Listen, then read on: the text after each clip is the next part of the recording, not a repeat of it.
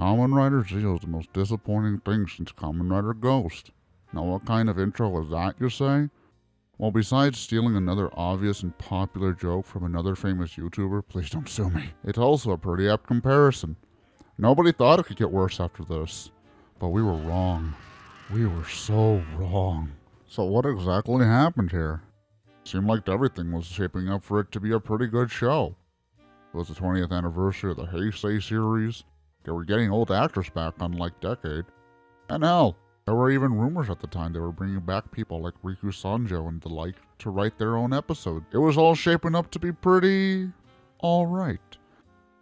The only problem was that it sucked. It sucked so hard. Everything felt so lifeless, so sterile, so safe. But at the same time, it made no sense. Things just happen randomly. Things happen because the writer needs them to happen. Hell, there are times where I'm pretty sure they didn't have a plan at all, so they just went with it. So what's the point of selling insults you've heard a million times already? Well, here's the thing. Those insults have a little more to them than you think, and I'm going to dissect every single one of them, painstakingly like my ex-wife. But before that, I should put a little disclaimer. I know a lot of people don't really like listening to criticisms of their favorite shows ever, so I suggest you turn off this video now. I'll give you 3 seconds. You gone? No? You'll still here? Alright, don't say I didn't warn you, because this is the part where I prove that you're an undeniable, objective dumbass. Why would you say that? Why would you say that? Now with that chipper intro out of the way, let's begin, shall we? Number 1. Characters. The most basic thing about any tokusatsu show, or in fact any type of TV show, story, or movie in general, is to have characters you like. I don't like any of these assholes. Every single one of them's a complete freaking idiot. To the point where it almost makes it seem like this was written as a parody of itself. A comedy. Everything they do goes against everything you would do as a normal human being. Hell, most of the times they go past that. Most of the times they just make it seem like they're actively doing things to hamper each other. I thought these people were friends, not enemies. By that same token, the enemies aren't any better. Half the time they're beaten because they're slightly less competent than the heroes that week. Which, the heroes are never really that competent to begin with. So really all you got here is just a comedy of errors. It just makes the entire show feel like it was written by a monkey. And not a smart monkey either. The type of monkey who sniffs his own asshole. So if the heroes are stupid, and the villains are stupid, who do you root for? The returning actors? Decade? Besides the problem those people bring to the table when it comes to writing as it is, why would I want to root for them? They don't stick around. Hell, if this was your first show, you wouldn't even care. Most of these guys just up and leave. You hear about how great they are and how amazing they are, and then they don't help. They just kind of just sit there. I don't really remember any of these writers actively doing something to help the heroes. They just kind of show up and be like, here's the ride watch. Which already brings up a whole other set of problems which we'll get to. But you keep thinking about that and you keep wondering, so who do I root for? And then all of this just comes back to one big problem. One major question that I don't think many people like to ask because it kind of sounds stupid. But I want to ask it anyways because it's valid. Who is the main character of Kamen Rider Zeo? Now I know this sounds like a really easy question to answer. In fact, it might actually sound stupid to even ask this question. But really think about it. Who is the main character? Who's the protagonist? And keep in mind, I'm going off the definition of protagonist, which means at the center of the story or makes the key decisions and experiences the consequences of those decisions. Now asking you that, who really makes the key decisions in this story? Sogo doesn't really do anything, he's just kind of given things. Gage doesn't really make any decisions that change the story either. Neither does Waz, neither does Tsukiyomi. The only people that make any sort of decisions that move the story along are the time jackers. And even then, the only one who really moves the story along is Swartz. He's the main mastermind of this whole thing. Are we gonna really sit here and say that he's the protagonist? I mean, I guess that would make a good twist. Protagonists aren't always supposed to be the good guys. But when you really think about it, What's the point of doing that? Making him the protagonist would just be a huge waste of time for the other characters. Hell, we don't even realize what his main goal is until halfway into the series. We don't even realize what the actual goal is until the end of the series. Is that really a good protagonist? This all starts sounding more and more like just a Star Wars prequel. And I seriously don't mean to say that to make it seem like I'm ripping Red Letter Media off more, but it really does feel like that. When you think about the protagonist of all the Star Wars prequels, the only one that really makes sense is Palpatine. He has a goal. He sets out to do it. Sure, he's on the sidelines a lot, but he still is the one who moves things along, makes choices and decisions, has to see those consequences of the decisions. It's the same thing with Schwartz. Without him, and without him trying to mess up everything for the universes, Sogo wouldn't need to be Kamen Rider Zio. If anything, he probably wouldn't have done anything at all. He would have just sat at home all day and do nothing. And I know what you're gonna say. Well, actually, he was always fated to be Omazia. But remember, Schwartz is the one who put that in his head to begin with, which already starts a big paradox, which I'll get to when we get to that. But when you really think about it, Schwartz is the one who had the goal. If anything, he's only a protagonist who failed in his goal. This isn't a comedy, it's a damn tragedy. A real Tokusatsu Paradise Lost. And if you don't really believe the fact that none of these characters have any reason to be in this show, let's go down by them one by one. Exhibit A. Sogo. This kid, this character is a fucking anomaly. I have never seen such a passive character have such an aggressive goal. Every single time he's on screen, it's like a paradox. He shouldn't exist. Every single time I see him and he opens his mouth, I just think, okay, you have something you want, but you're not doing anything for it. So this guy wants to be the king. Okay, simple enough. So what does he do for that goal? Nothing. There's literally nothing he does to go for that goal. He just keeps saying, I'm gonna be the king, I'm gonna be the king. King of what? King of Japan? King of the world? King of fuck mountain? What? What are you trying to be king of? Even if we were to grant the notion that he can become king, it's not like he does anything for that goal. I've already said before, he kind of just sits back and everything gets given to him. But that's no exaggeration. More than half the ride watches he gets, he just kind of gets given them. Hell, there's an entire scene where he gets his secondary form because Gage just drops it on Gage. Seriously, look at this shit. Maybe I could have forgiven it if he had some sort of personality, but he has no personality to begin with. Seriously, can you tell me what his personality is? Cocky? Arrogant? A dweeb? Stupid? Dumbass? I don't know. It's like he either has no character or the writer keeps flip-flopping on what he wants his character to be. Hell, at least in Wizard, Haruto had a consistent character when they remembered he had one. And then when you get down to what he's like as a writer, he's pathetic. He sucks. Like I said before, the only times he wins is because he's slightly less incompetent than the villains are that week. Hell, think about it this way. He had an entire form that can read the future. And yet he still lost. Multiple times. Who the fuck chose this kid to be the main writer? Was it you? You? Ah, fuck it. Let's move on to the next guy. Exhibit B. Gage. While Sogo may have been a paradox of a character, Gage is just a living contradiction. Everything he does seems to go against what he is and what he wants. He comes to the past to kill Sogo, yet suddenly, multiple times, decides not to kill Sogo and decides to actively help him. Even though he knows for a fact, I said that twice just to make sure you got it, that he becomes Omazio.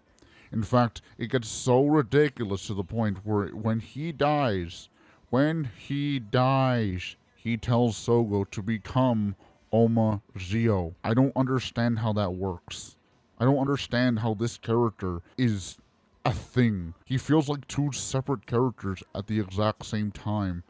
Hell, his character feels like it should have been half to Tsukiyomi, half to him.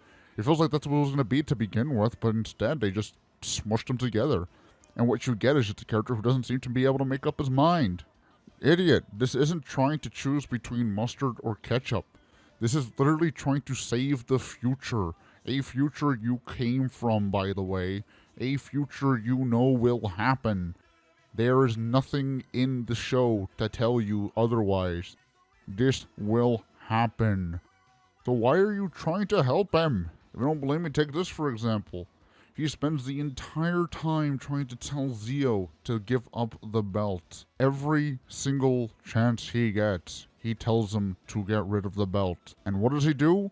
Literally the exact same episode Sogo finally gives up the belt. He goes to him and says to use the belt. Idiot, you won. You won. You got the future you want. Go back home. Instead, oh, he's my friend? He's your friend now? You spent approximately 12 episodes trying to kill the kid and now he's your friend? What? See what I mean? That this all sounds like some kind of monkey wrote it? Because only a monkey can honestly see how any of this makes sense. Can you honestly make sense of any of this? Can you tell me why Gage keeps changing his mind over and over again? I'll guarantee you any answer you get will be contradicted by something else you bring up. I don't even need to do anything. There's no debate. You contradict yourself by thinking of the contradiction. I don't even know what that means. Did any of that make sense? I don't even know. What is wrong with your face? Exhibit C. Tsukiyomi. Now, while Gage seemed like a living contradiction, Tsukiyomi's character is basically non-existent. She's less existent than Koyomi. She's less existent than Kiriko. She is unironically less existent than Miyu. Yeah, I bet you don't even remember this one, did you? Tsukiyomi is a character with no purpose that was given every reason to have a purpose. She is the sister of Schwartz, the main antagonist. She has time jacker powers. She has everything to help the heroes, yet she does nothing. In fact, everything she does is so incredibly incompetent and ass backwards that at some point it really does seem like she's helping the villains on purpose. I know I mentioned that at the beginning of this part, but it really does feel like that. She feels more like a villain accidentally than a hero purposefully. I don't even know how that works, but somehow they managed it, and Tsukiyomi is the poster child for that trope. Other than that, there really isn't much to say about her. For the most part, she just kind of stays back and does nothing. But for some reason, if nothing else, just to insult the audience, they give her a writer belt. For no reason, and then she dies. For no reason. There's literally no reason for her character to exist. She does not serve a single purpose that is not fulfilled by somebody else. She doesn't give exposition for the future, that's Gage. She doesn't really need to be a time jacker because Watts kinda has a weird connection to them to begin with. She doesn't really know anything about the technology for time machines. Gage knows more about that than she does. She doesn't really fit any type of archetype that you would need in a show like this. Hell, at least with Koyomi and Kiriko and Miyu, they at least fit some kind of archetype that eventually got used. Koyomi doesn't fit any of that. She just exists. A piece of paper. A piece of tofu with no taste, no flavor, no texture. Just existing. Perpetually.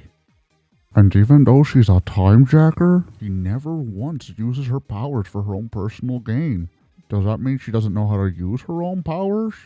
Obviously she does. She's done it more than a few times. Are you telling me that she's so incredibly incompetent with her own superpowers she doesn't even know how to use them? Especially since, you know, her powers basically amount to a win button, and she never presses it. So then again, that seems to be a running theme with this show, which we'll get to when we get to the villains. There really isn't nothing else to say. Let's just move on to Waz. Exhibit D. Waz. While on the surface, Waz may seem to be the best character on the show, and to be fair, he kind of is, but he still has a multitude of problems that get in the way of him even being close to any of the other good characters in Rider. In fact, if he was in any other show, I'd go as far as to say he wouldn't be as remembered. In fact, I would say he's probably the most forgettable in any other show. But it's just the fact that he's around a paradox, a piece of bread, and an idiot, that he's so remembered. Hell, I'm pretty sure if you didn't put Decade in there, people would love this guy even more. So what exactly are his flaws, you may be wondering? Well, I'm glad you asked, person who didn't obviously ask. Let's go over them. Number one, he has powers that are never explained in the show. And I know most of you are going to say, Well, actually, it's explained in the movie that he's a quartzer. In fact, quartzers can do whatever they want with time. In fact, the fact that he's even helping Sogo's revealed to— Shut up, I don't watch the movies. They're not canon. And even when they are, this show is showing me that nothing matters when it comes to endings. They just reset them all anyways. So for the sake of argument, I'm going to keep this point in. His powers are never explained. He can fly. He can shoot energy projectiles. He can fight with his scarf. Hell, he can teleport with his scarf. How does that happen? Is he a time jacker? No. Is he a time traveler? Kind of. What is he? He's just said to be the king's butler? Handler? Advisor? What? Hell, the show never even explains how he became the king's right hand to begin with. We heard something about him betraying Gage and Tsukiyomi, but we never see it. We never hear much about it, and they never go into detail. Hell, Gage seems to forget about it halfway through. You would think someone who betrays somebody so awful to the point that it destroys their entire world, they would keep a grudge for their entire life. But nope, just like everything in the show, it's forgotten, thrown away, or it turns out it doesn't matter. But the biggest glaring problem of him is that he has a book that supposedly tells the future, or at least has all future events or current events, as the show says, written in it. But how? How does he have everything written so precise? And keep in mind, this isn't just saying that, oh, this is the day he gets the ride watch. He knows everything to its exact detail. This is canon. That book tells him everything to its last detail, so how does he know this? How does he know any of this is going to happen? Hell, there are multiple times in the show where things happen that he doesn't expect, like White was rewriting the future. And I know what you're going to say, that he apparently never saw any of this stuff coming. But remember, most of the stuff that's written in the book was written by him, or written by somebody who knew everything that happened in the past, which would probably be Omazeo. Which, if we grant the notion that this Sogo was going to turn into the exact same Omazeo in the future, that means he remembers all of this. So that means he would have had to written something down. Maybe Omazeo's going schizophrenic. Mine doesn't really work like it used to. Oh no. Time to go to the home, Sogo. And besides that, what else does he have to offer? He doesn't really move the show along. Doesn't really make any decisions. Hell, there's a couple of times where he actively tries to go against Sogo. Why? Because apparently that's supposed to help Sogo become Omazeo? That doesn't really make sense. How does that make sense? If anything, going against Sogo just makes Omazeo less of a possibility. Hell, if you're going according to the book, which apparently has everything written down that's always going to happen no matter whatever, then why would you even try and go against Sogo unless it says in the book you're supposed to do that? In which case, this entire thing is just a complete paradox. How do you know what's going to happen? How do you know Sogo knows that this stuff happened?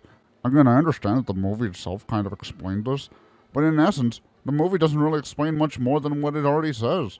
Yeah, so what? He can mess around with time. But does that mean he was always going to mess around with Sogo? Does that mean he was always going to mess around with Omazeo?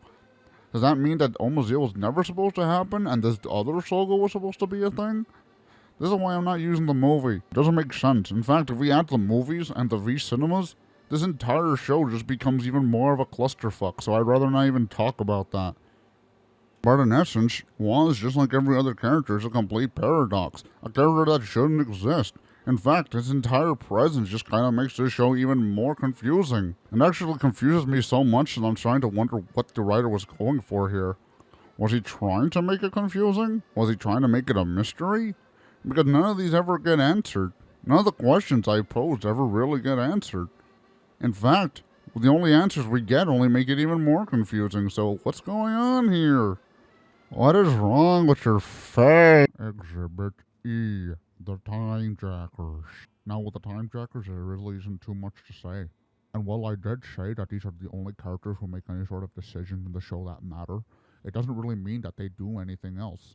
They're essentially just signs. Roadway signs telling you which way to go. They don't do anything. They have no personality. Can you tell me what Aura's personality is? Can you tell me what Aura's personality is? No, you can't, because they're the exact same character, only different genders. Legitimately, can you tell me what the difference between their character is? There's no defining personality. The only difference is that one's a chick and one's a dude. Okay, well, that's a waste of a villain. And then you have Schwartz. I've already mentioned him at the beginning of this video that he's essentially the protagonist because he's the one who has a goal and strives for that goal. But when you really think about it, he's kind of stupid. Everything he does is kind of contradictory to what he wants to do. He wants to ride watches, yet he makes Zio. It's obvious that he doesn't need the actual ride watches, he just needs the another ride watches. So what's the point of Zio? What's another point of another Zio 2? What's the point of any of this? Now, while his plan isn't as convoluted and stupid as, say, Evolt from Build, it still doesn't really make sense. Everything he does just kind of goes against what he wants. Oh, he creates Zio, the thing that beats him at the end. There really is no reason for him to do the things that he does. Oh, most of the time I can just say, hey, why don't you just do it yourself? Why do you need to go through the formality of needing Zio? But again, we'll get to the ride watches when we get to that. But at the same time, you kind of think to yourself, he's essentially doing all of this to make it harder. That's not a smart villain, that's a dumb villain. If he was smart, he would be using the time travel powers to take all the another ride watches. He would do it right under Zio's nose. He wouldn't have to tell Zio that's happening. Zio wouldn't even know what's happening. Oh, Zio wouldn't even exist if he didn't make him exist. You see why I'm saying? This guy basically makes his life harder. Why do you do that? Why do you go through any of this? Why don't you just stop time and kill Zio? Why is that never an option? If I can use another example from Star Wars, it's kind of like the Dreadnought cannon in The Last Jedi. Why not just shoot the ships? Why shoot the base? You're making this harder on yourself. The cannon takes forever to shoot, so why take all the time to shoot the base when there's no one there? It's the exact same thing with Schwartz. Why take all this time to make Zio do something when you could just do it yourself? Maybe he isn't called Schwartz after the color black. Maybe he's called Schwartz after Schwarzbier. Yeah, didn't expect that, did you? And finally, Exhibit F, Returning Riders. Now, while on the surface, the returning riders don't exactly give much of a problem to the story itself, except for when they break their own rules, and except for when they add literally nothing, my biggest problem with them is one thing. One ginormous problem that makes me think this show is written for a bunch of idiots. They are nothing but fan service. Literally nothing but fan service. And they add nothing.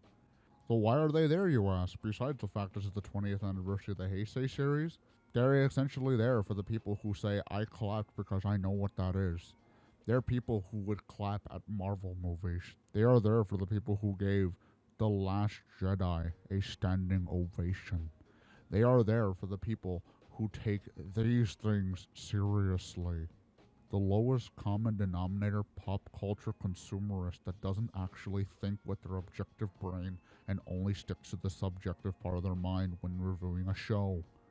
When you really take out the returning writers, this show has even less to it. Now, am I going to say that I didn't feel anything for the returning writers? Of course not. I liked seeing some of them.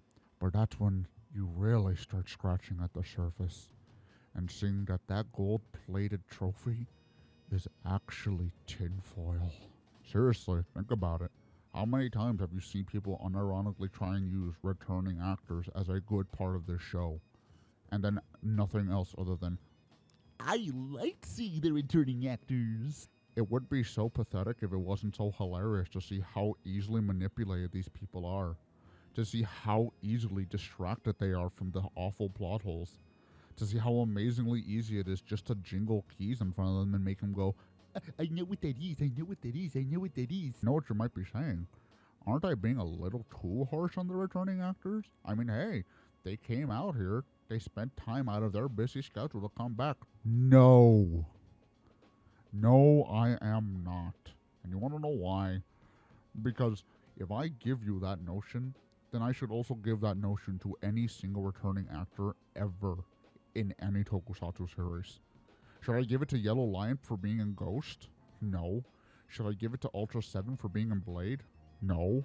Why should I give it to any of them? Here's the funny thing, folks. These returning actors, let's take the returning part and really magnify what that last word is. They are actors. This is a job for them. Now, do some of them come back because they legitimately love the series? Sure, why not? But that also doesn't take away from the fact that this is still their day job. I very much doubt any of these returning actors would have come back if they didn't get a check. Then when you get to what they're actually like in the story, as I said before, they basically do nothing. They're only there as momentary MacGuffins. There to give the riders their ride watch. Never to be seen again. Never to come back. They're just gone. So, trying to tell me that these people are somehow a big positive for Zeo is just not gonna work. And before anyone wants to try and say to me, well, Gokaiger did it too, I don't like Gokaiger either, so shove it up your continued in part 2.